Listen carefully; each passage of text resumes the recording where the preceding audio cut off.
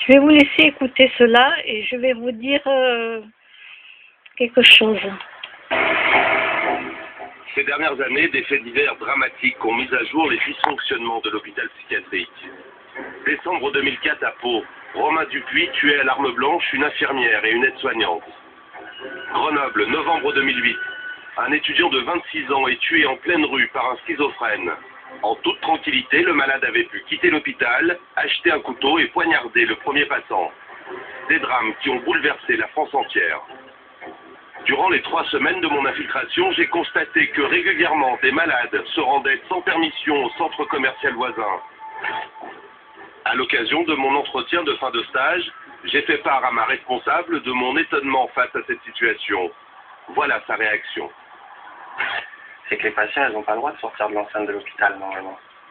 Non, ils doivent avoir une permis. Oui. À tous. Le nombre de patients. Les personnes, vous le savez ça, ouais. C'est dangereux quand même qu'ils sortent, non?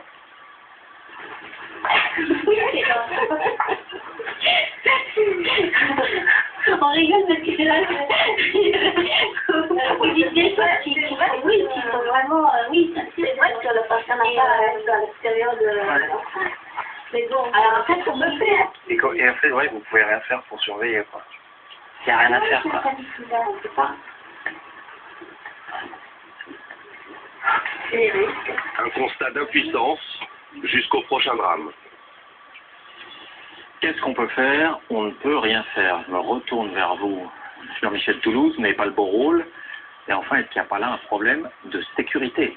Pas seulement pour les patients, pas seulement pour le personnel, mais pour la société.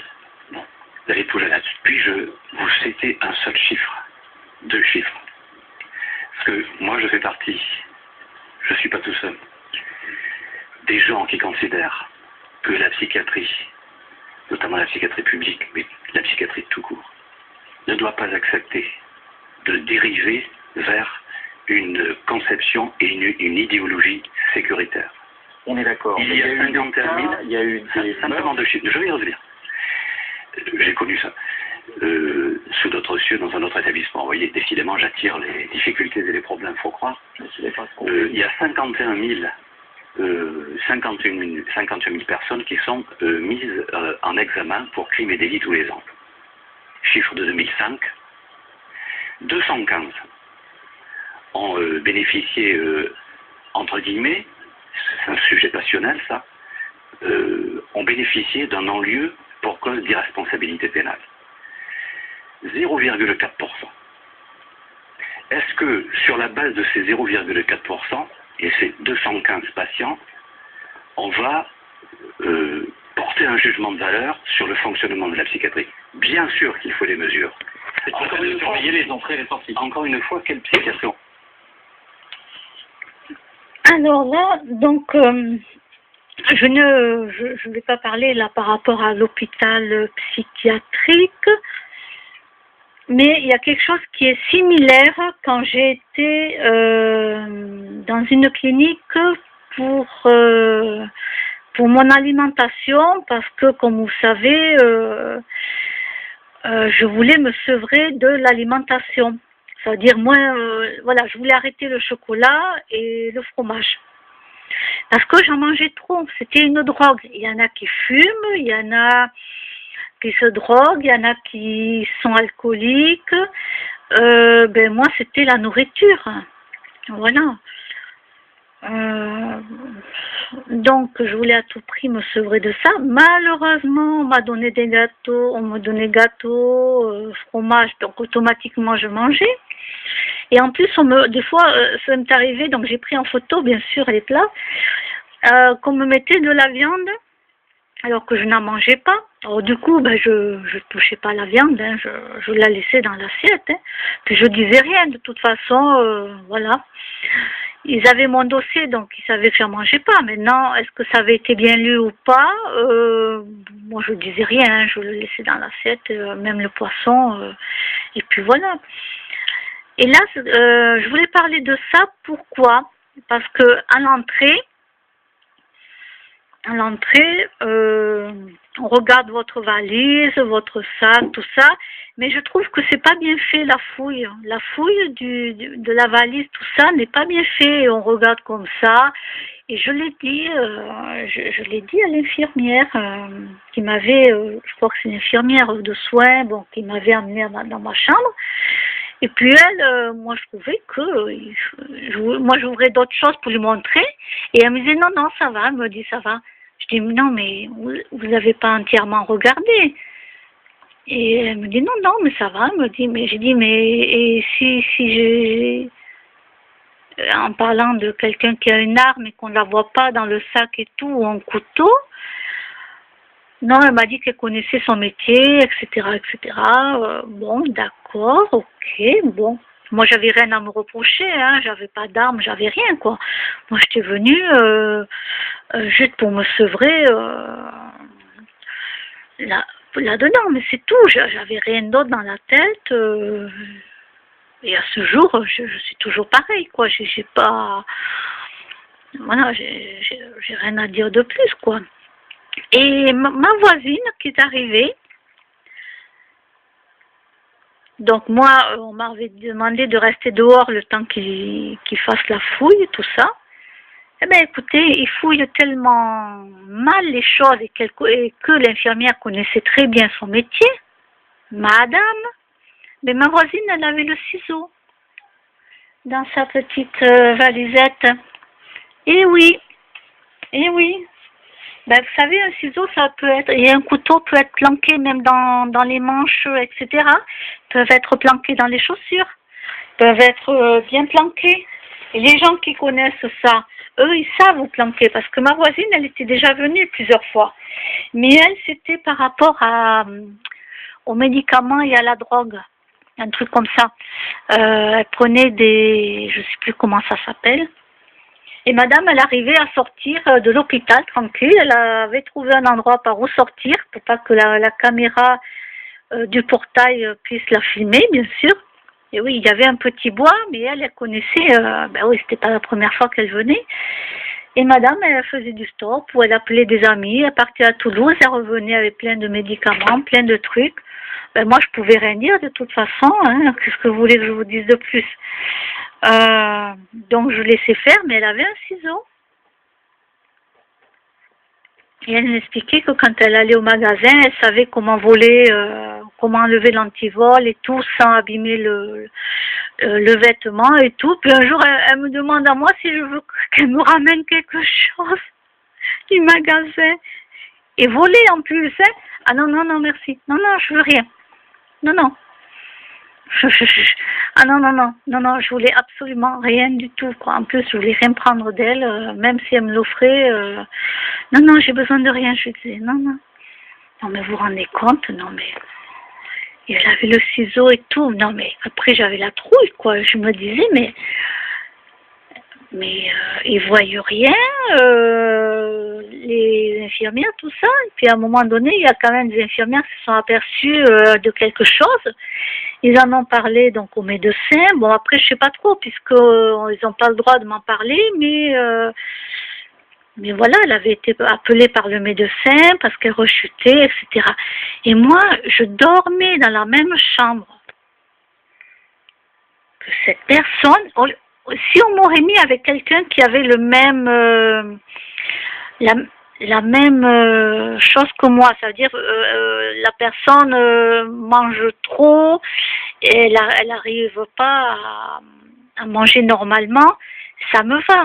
Mais là, on me met avec une personne qui s'est droguée dans la vie, shooter les médicaments, là, les cachets, je sais plus ce qu'elle m'avait dit que c'était. Non, on me met avec quelqu'un comme ça. Non mais franchement, quoi, en plus elle avait ce ciseau avec elle, alors que moi j'avais rien qui aurait pu blesser. En plus, j'ai fait attention de ce que j'amenais moi à la clinique de soins, parce que je n'étais pas là pour blesser quelqu'un. D'ailleurs, j'ai blessé personne. Mais c'est incroyable, quoi. C'est incroyable. Les fouilles sont très très mal faites. Et après, on vous sort, non, mais je connais mon métier, etc. Non, oui, bien sûr, mais Mais bien sûr, en plus, si on vous prend de haut, très haut, ben oui. On prend de très haut. C'est moi qui ai demandé à aller dans la clinique pour me soigner. Personne ne m'a forcé. Et on me force toujours pas. J'ai pas de soucis, quoi. Je veux dire, à part les deuils que j'ai pas réussi à faire et que oui, j'ai fait dépression parce que quand pendant tant d'années, il y a des choses qui se passent, que vous n'arrivez pas à faire un deuil. Et puis après un deuxième, et ben des fois on rechute, on retombe en dépression. Et voilà, mais c'est juste ça, quoi. Il n'y a rien de, je veux dire, il n'y a rien de grave, quoi. Je bois pas d'alcool, je ne fume pas, je ne me drogue pas. Voilà, je suis cultivée quand même, parce que je me cultive. Vous voyez, là, même les hôpitaux psychiatriques, ça m'a toujours intéressée. C'est pas la première fois d'ailleurs, parce que voilà, tout ce qui est psychologie, santé, etc. Ben, là, comme disait le docteur, il est toujours dans des endroits où il y a toujours quelque chose, comme il disait. D'ailleurs, je vais marquer son nom et je vais marquer la phrase qu'il a dite. Je vais le noter, je vais me le garder. Et ben moi, c'est pareil. C'est pareil. J'arrive toujours dans des... Mais ça tombe toujours sur moi, c'est ce que j'ai dit au médecin, mais c'est incroyable, quoi. J'ai pas de chance. J'ai pas de chance. Mais en plus, comme la vie est de pire en pire de nos jours, c'est pas juste moi, c'est l'être humain par lui-même. Quand vous regardez tous les meurtres, tout ça, les guerres, les attentats, de plus en plus de gens qui sont à la rue, de gens qui boivent, beaucoup de jeunes boivent de l'alcool, du Red Bull, du Coca-Cola, ils boivent très peu d'eau, sauf pour prendre les cachets. Ça fume et tout, mais moi je le vois, le mal-être qui augmente de plus en plus, et je ne suis pas la seule à le voir. Donc c'est ça qui est rassurant, c'est que je ne suis pas la seule à m'en apercevoir. D'ailleurs, ils vous le montrent assez à la télévision, hein, donc c'est pas moi qui vais vous dire n'importe quoi. Et puis en plus, on m'en parle à moi, parce que ben, moi, automatiquement, comme je ne regarde pas les 13h ni les 20h, il faut qu'on me dise ce qui se passe quand même. Mais que je m'en fous. Mais qu'est-ce que je m'en fous? Je ne peux pas changer le monde. Donc maintenant, moi, j'ai plus envie d'être là, d'être là devant, en train de me gaver d'informations. Pourquoi faire? Mais pourquoi faire? Et beaucoup de coachs, en positif, etc., eux-mêmes le disent. Eux-mêmes en parlent de ça. Et en plus, ben, ils ont raison, quoi.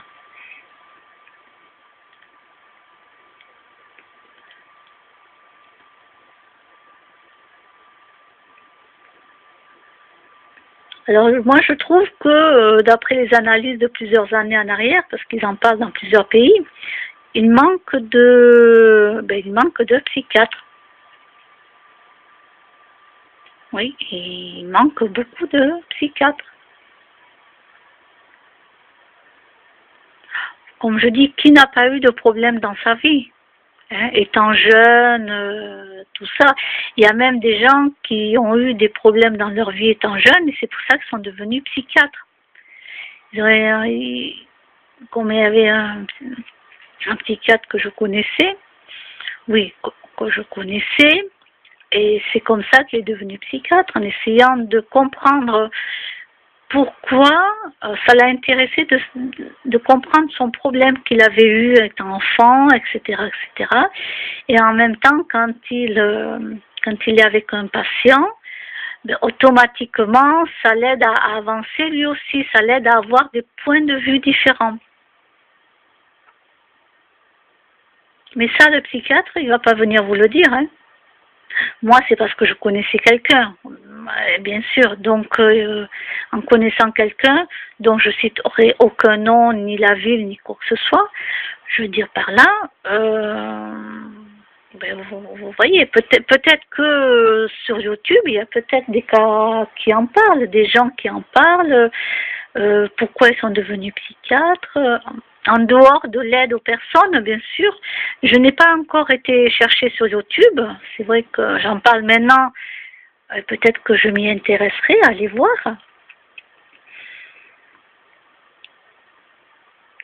Donc pour moi, il n'y a pas assez de psychiatres. On laisse trop souvent sortir des personnes qui ne devraient absolument pas du tout sortir. Quand vous voyez, il y a eu un récidiviste,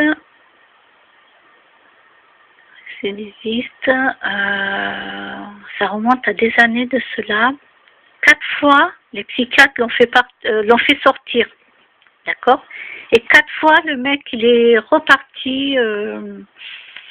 Je sais plus il avait violé une femme, etc. Chaque fois, 4 fois, 4 fois. Vous imaginez? 4 fois. Il a fallu attendre 4 fois pour qu'il soit interné entièrement. Mais pourquoi les psychiatres l'ont fait sortir? Je sais pas, au bout de la 2e fois, voilà, déjà il ressort une première fois et il va revioler une femme, tout ça. Bon, je sais pas s'il avait tué ou pas, je m'en souviens pas. Donc je vais pas dire de bêtises. Bon, il le réinterne, il pense que tout va bien, etc. au bout de X temps. Allez, ils le refont sortir et il recommence une 2e fois. Ben là, je suis désolée, mais là, stop, ne refaites pas sortir un gars qui fait comme ça. Qui va revioler des jeunes femmes, ou des femmes, hein, tout court. Hein. Mais 4 fois, quoi.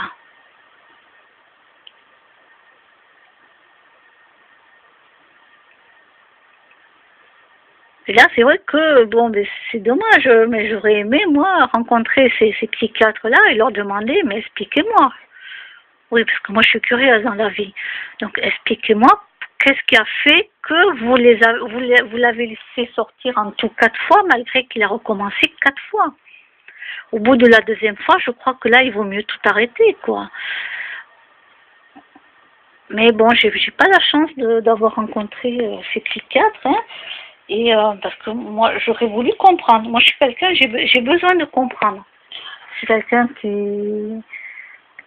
Je suis un petit peu intéressée par tout. Voilà. Je suis touche à tout. Donc, presque tout, bien sûr. Hein.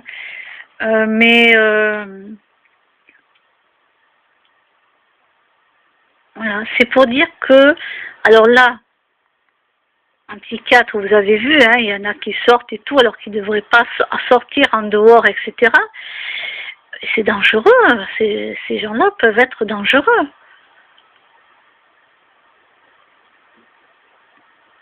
Et d'ailleurs, il y en a qui ont été tués, hein, vous avez vu là le message, il y en a qui ont été tués quand même. Donc, c'est... Je sais pas. Je sais pas pourquoi c'est pas fermé à clé, je sais pas pourquoi il n'y a pas de portail automatisé assez haut pour pas que les... Parce qu'il y en a qui arrivent à s'échapper hein, de l'hôpital psychiatrique, vous l'avez vu. Il y en a même qui s'évadent de prison. Alors, mais moi je fais mon témoignage de là où je suis rentrée, à cause de mon surpoids et surtout pour la nourriture, parce que je voulais me sevrer de la nourriture, pas devenir anorexique, pas faire du 34. Je suis en pantalon, moi si je fais du 38 en pantalon, ça me va très bien. Mais là je suis vachement au-dessus quoi. Et là je me rends compte que la fouille elle est extrêmement mal faite.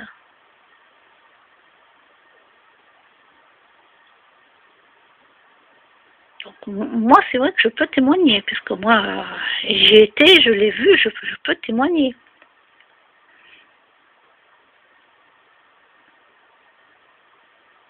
Et après, quand... Le souci, c'est que si vous en parlez aux médecins, etc., la personne, de toute façon, elle aura déjà planqué le ciseau, parce que ils sont pas stupides, hein, ces malades. Non, non, ils sont pas stupides. Et du coup, moi, bon, on m'aurait fait passer pour une menteuse. Et l'infirmière aura dit qu'elle a bien fait son travail, qu'il n'y avait pas de ciseaux, etc. Donc, du coup, voilà, quoi, je me dis, mais...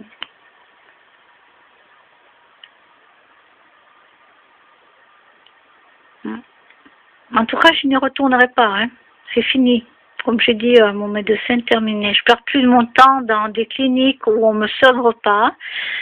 Donc, ben, je vais essayer de me sevrer toute seule. Parce que moi, je perds des semaines pour rien. Et pour perdre mon surpoids, je vois que de toute façon, ça sert à rien. Donc, du coup, là aussi, je n'y vais plus. Voilà, j'ai décidé de ne plus aller du tout. Alors, soit c'est moi qui vais y arriver toute seule, soit j'y arrive pas et ben, je vais faire avec. Je vais faire avec.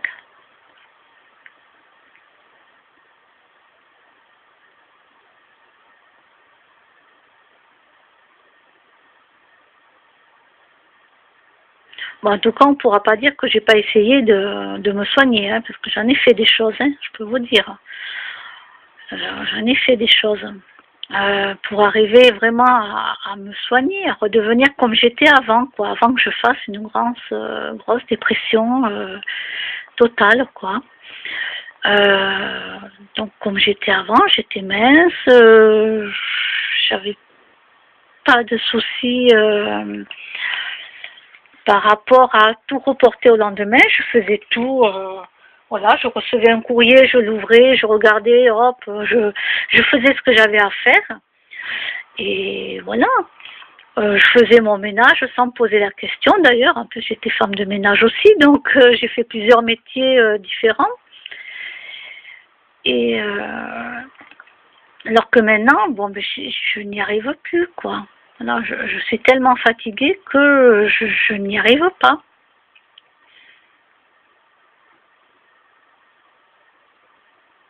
Et je remets toujours au lendemain des fois des choses que je dois faire. Voilà, comme là, quand je vais partir à Bordeaux, il va pas falloir que j'attende le dernier jour pour faire mon sac. Oui, parce que souvent j'attends le dernier jour ou 2 heures avant de partir. Vous voyez? Je peux avoir une semaine devant moi pour le faire. Non, non, j'attends 2 heures avant de partir, hop, je fais tout et voilà. Alors que là, j'ai décidé que 2 jours avant, je préparerai mon sac. Comme ça, il sera prêt. Donc, c'est moi-même qui m'auto-analyse, c'est moi-même qui me dit, bon, tu arrêtes tes conneries. Là, ça suffit de courir 2 heures avant de partir. Hein? Donc c'est moi-même qui essaie de corriger ces petits trucs là qui sont embêtants dans ma vie quotidienne et me dire n'attends pas la dernière minute.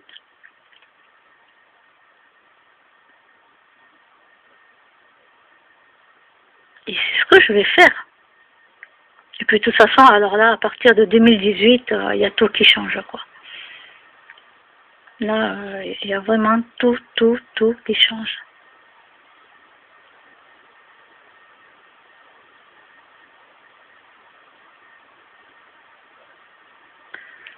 Bon, je vais continuer à écouter cette vidéo très intéressante. Et je vous souhaite une bonne nuit.